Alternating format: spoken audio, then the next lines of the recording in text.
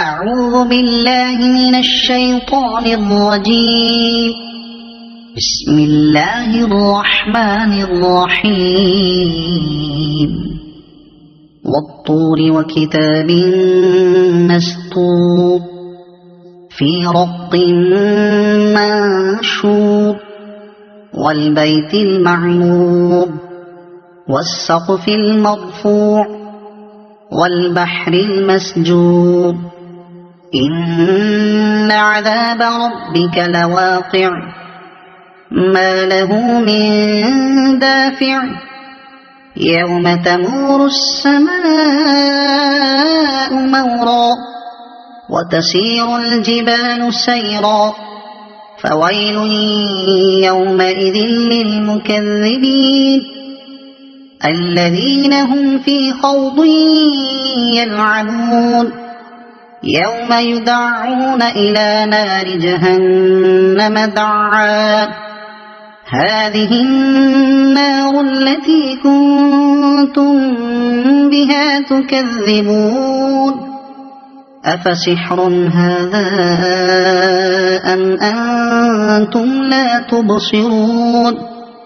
اصلوها فاصبروا أو لا تصبروا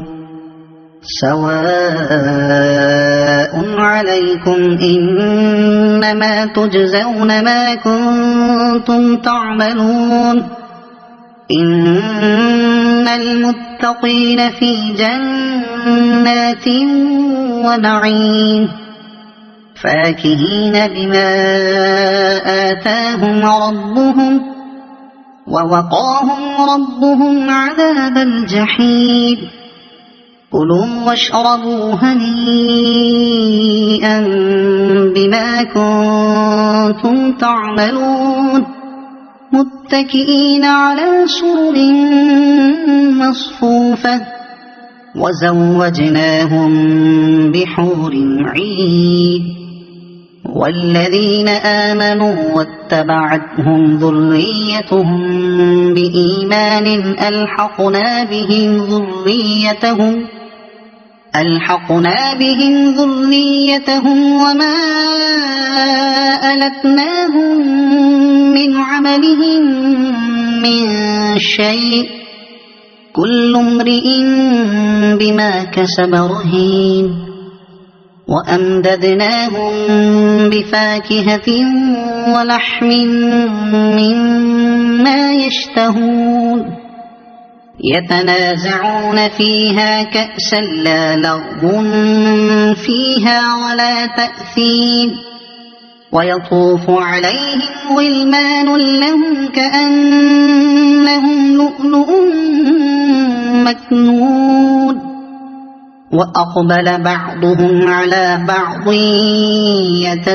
يتساءلون قالوا إنا كنا قبل في أهلنا مشفقين فمن الله علينا ووقانا عذاب السموم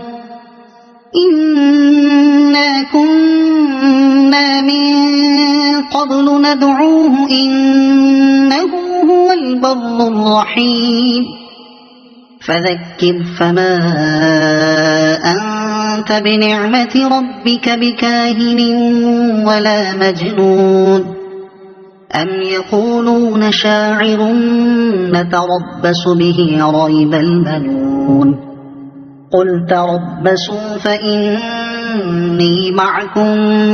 من المتربصين أم تأمرهم أحلامهم بهذا أم هم قوم طاغون أم يقولون تقوله بل لا يؤمنون فليأتوا بحديث مثله إن كانوا صادقين أم خلقوا من غير شيء أم هم الخالقون أم خلقوا السماوات والأرض بل لا يوقنون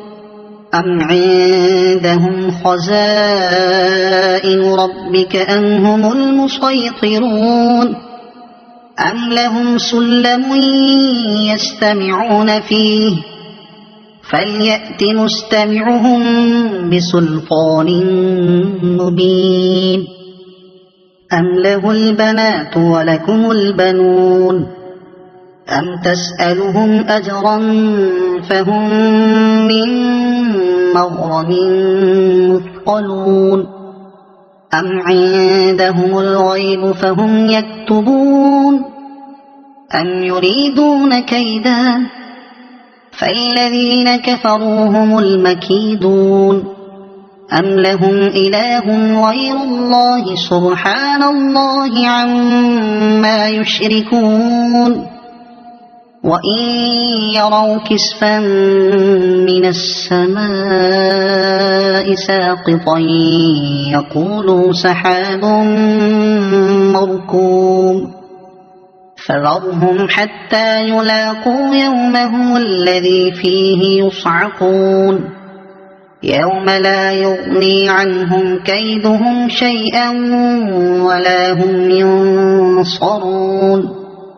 وإن للذين ظلموا عذابا دون ذلك ولكن أكثرهم لا يعلمون واصبر لحكم ربك فإنك بأعيننا وسبح بحمد ربك حين تقوم ومن الليل فسبحه وإدبار النجوم صدق الله العظيم.